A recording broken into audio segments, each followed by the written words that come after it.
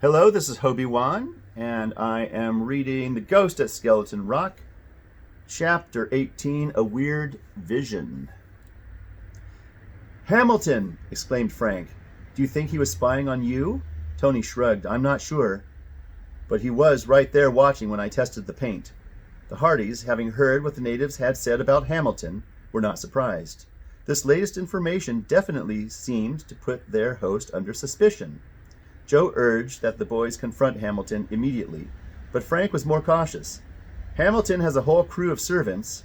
If they're part of the gang, they could do plenty." "What's the difference?" Joe said stubbornly. "If Hamilton is a member of the gang, we're in danger anyhow. Maybe he even slipped something into those lobsters Chet and Tony ate." Tony gasped. "You mean we've been poisoned?" "Not deadly poison, but something he hoped would make all of us sick enough so we couldn't do any investigation and have to go home." Frank was still doubtful. "In that case, why did he invite us to stay on the island?" "So he could keep tabs on us until he had a chance to report to the gang," Joe suggested. In the end, Frank agreed to put the question of speaking to Hamilton to a vote. Chet was feeling too sick to care one way or the other, but Tony sided with Joe, so the boys went off to find Hamilton. But they agreed not to arouse the man's suspicions if they could avoid it. The sportsman was still on the terrace finishing his cigar. "Is Chet feeling better?" he asked affably. "Not much," Frank replied, "but I don't understand it. Lobster never seemed to bother him before." Hamilton grinned. "I think your friend had too much to eat. Lobster's very rich." Tony, changing the subject, told Durling Hamilton about his boat, Napoli II, and of several exciting adventures he had had in her.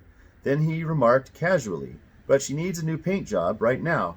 What did you use on your motorboat, Mr. Hamilton? I noticed before that it was freshly painted."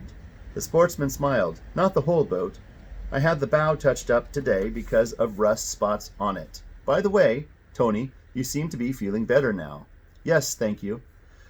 Casually, the boy added, "Lucky for me, though, that you came out to the dock before. I felt a little woozy." "I was afraid of that," Hamilton said, giving him an ingratiating smile.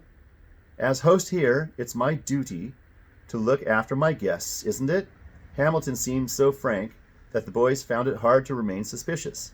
After chatting a few minutes longer, they said good night and returned to their rooms. Chet was asleep. In spite of the cool trade winds, both Frank and Joe were unable to fall asleep. Their minds were overactive, and they were alert for any unusual happenings. About 2 o'clock, they were roused from a fitful slumber by a humming motor somewhere in the distance. "It's a plane," Joe whispered. The boys rushed to the window. As the drone of the engine grew louder, they saw the craft swoop down as if for a landing on the airstrip. Then it pulled up abruptly and circled around. Its green starboard light began blinking. "A message," said Frank as the light spelled "OK, H." "What does that mean?" Joe asked. "It could be Hamilton or Hardy," Frank replied. As they stood watching, the plane soared off and disappeared into the night. Thoroughly mystified, the two boys went back to bed, full of conjectures, mostly about their own safety. They had just fallen into a light slumber when a shriek from the next room made them sit bolt upright. "Chet!" Frank said. "He must be worse." The Hardys dashed to the next room. Chet was quiet now, but trembling violently. He stood by a window, pointing. Tony, sleepy-eyed, was already on his feet. "'Smatter, Chet?" he asked. Ghost," the boy quavered. "I just saw a ghost. Oh, it was horrible." "A ghost?" Frank echoed blankly. "Good grief, man. What are you talking about, Chet?" "It's true," he insisted. "My stomachache got so bad I couldn't sleep, so I got up. Then I looked out the window and I saw it, a huge Indian warchief, shining all over with a white glow.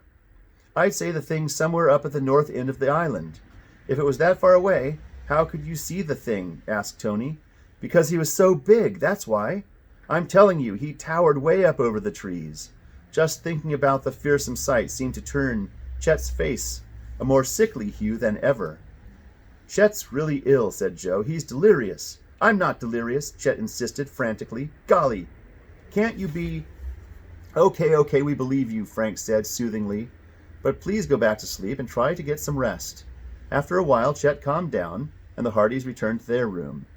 Early the next morning, Frank and Joe leaped out of bed. "Let's get down to the dock and take a peek at that boat," said Frank. Without waiting for breakfast, the boys dashed out of the villa and hurried down to the pier. They ran their fingers over the red motorboat. The paint seemed perfectly dry except for a few tacky brush marks near the bow. "I guess Hamilton was telling the truth," said Frank. "This clears him." "Thanks," said a chuckling voice. Whirling in surprise, the boys saw their host watching them from the inward end of the pier. He strolled out to join them, his ruddy face enveloped in a friendly smile. "Don't think I'm spying now," he said jovially, "but I couldn't help notice you test that paint. You're real detectives, yes sir, but you can trust old Durling Hamilton." Somewhat embarrassed, the Hardys asked about the plane they had seen the previous night. "Oh, that!" Hamilton laughed heartily. "That was a friend of mine, fellow sportsman, you might say, named Steve Henry. He was just passing over on his way from Miami to Puerto Rico, so he stopped off to say hello. Always gives me that old blinker signal whenever he goes by this way." Mentally, Frank and Joe had to admit that Hamilton's answer seemed reasonable. If his friend's name was Henry, that would explain the initial H at the end of the message. Excusing themselves, the Hardys went back to the house to see how Chet and Tony were feeling. Tony was much better, but to their dismay, they found Chet so weak he could hardly move. "He's really in bad shape," Tony whispered. Their stout chum lay almost motionless on the bed, moaning weakly from time to time. "We'd better get a doctor, pronto," Frank decided. "You stay here with Chet, Tony." He and Joe hurried downstairs and reported their friend's condition to Hamilton.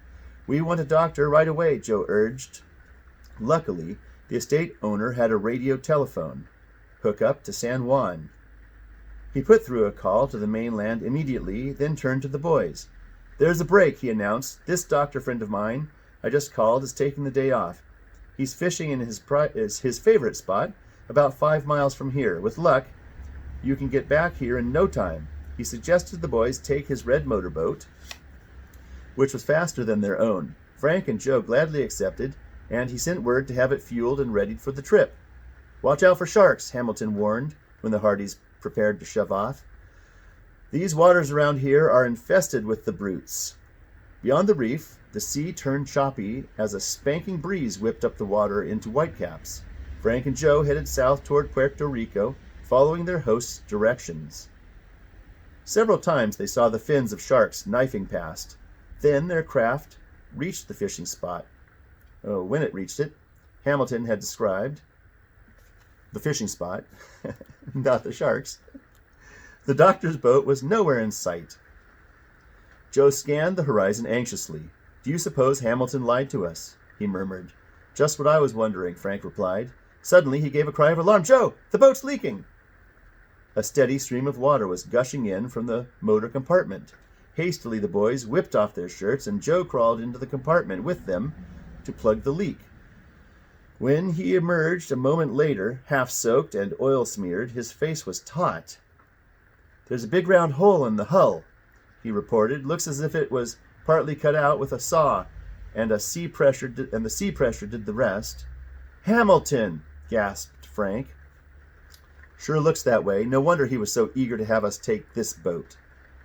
There was no time to debate the matter further. They took off their slacks and stuffed them in the hole. But already there was too much water in the boat for them to do any good. To make matters worse, the engine suddenly stopped. "Maybe there's a pump in the locker," Frank suggested hopefully. He opened the seat to look, then gave a startled cry as he dragged out a red, green, and white pennant. It was the foreign flag with a black skeleton added in the lower right-hand corner. "Just like the one we found in Hugo's trailer," exclaimed Joe. "Say, what is Hamilton's tie-up with that fortune teller?" Frank did not reply. The plugs in the hull suddenly gave way, and more water gushed into the boat. Desperately, the boys groped in the locker. There were 3 life jackets, but no pump. Just then, the drone of an airplane drew their attention, waving wildly. They tried to attract the pilot. Once he dipped, and the boys were sure he saw them, but the silver-colored plane went on. "I'll bet that was Hamilton," said Frank, clenching his teeth grimly. "Yes," Joe stormed. helplessly. Everything those natives said about him was right, and he came out here to watch us battle the sharks. Oh, that was the end of chapter 18. So click the subscribe button, please. And thanks for watching, and we'll see you in the next chapter.